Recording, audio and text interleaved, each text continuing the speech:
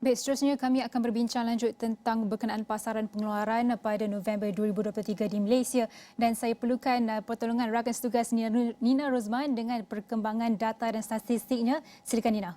Baik, terima kasih Nabila. Sudah tentu kita nak lihat secara terperinci bagaimanakah prestasi indeks harga pengeluaran tempatan ataupun IHPR untuk bulan November 2023. Kita sudah pun mahu mengakhiri tahun ini dan kita nak lihat bagaimanakah antara prestasi IHPR lebih kurang iaitu sebulan saja sebelum kita mengakhiri tahun 2023.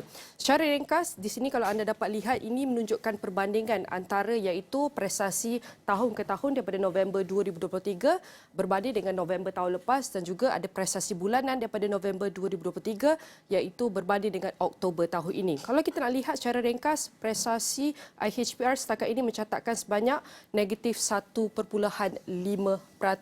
Dan ini adalah prestasi terkini yang IHPR yang dapat kita saksikan ketika ini. Manakala kalau kita nak lihat perbandingan antara bulanan November ke Oktober iaitu penurunan sebanyak 0.7%.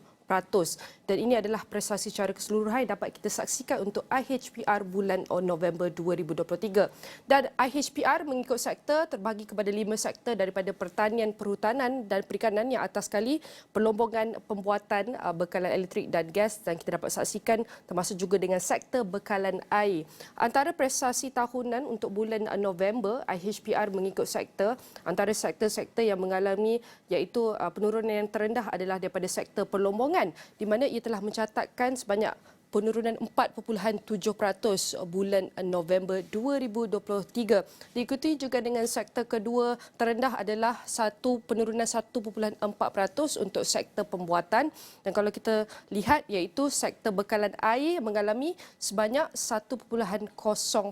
Manakala yang lain adalah antara sektor-sektor lain iaitu mengalami dalam angka negatif ataupun penurunan.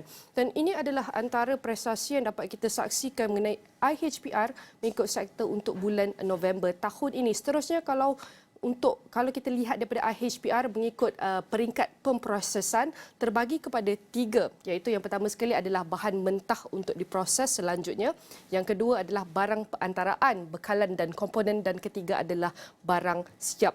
Daripada 3 peringkat pemprosesan untuk kita teliti iaitu bahan mentah untuk diproses mencatatkan sebanyak 0.3% pada bulan November, manakala untuk barang perantaraan, bekalan dan komponen peringkat pemprosesan yang kedua ini adalah mencatatkan sebanyak penurunan sebanyak 3.4%. Manakala barang yang dah siap mencatatkan pada bulan November sebanyak 1.7%.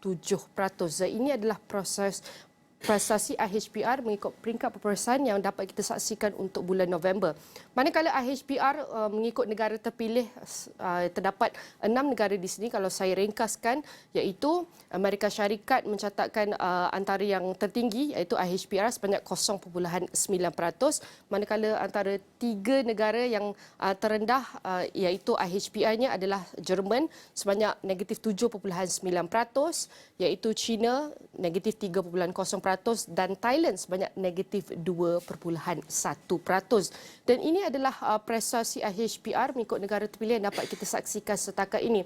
Dan bagaimana pula pergerakan IHPR daripada November tahun lepas sehinggalah November tahun ini adalah untuk kita saksikan kita dapat saksikan penurunan dalam prestasi IHPR terutama pada iaitu bulan Mei, April dan Jun. Ini adalah antara IHPR yang terendah dapat kita saksikan pada tahun ini, manakala ia meningkat sedikit IHPR daripada bulan Jun sehinggalah September dan kembali menurun sedikit apabila masuk Oktober sehinggalah November 2023 sehingga kita mencapai iaitu IHPR terkini pada November sebanyak 1.5% penurunan. Dan Nabila, ini adalah prestasi IHPR yang dapat saya kongsikan setakat ini. Sudah tentu bergerak ke hadapan, kita nak lihat bagaimanakah data dan angka semasa ini mencerminkan realiti ataupun keadaan pemain industri ketika ini dan bagaimanakah ia bakal mempengaruhi iaitu prestasi ekonomi negara bergerak ke hadapan. Kembali ke Nabila.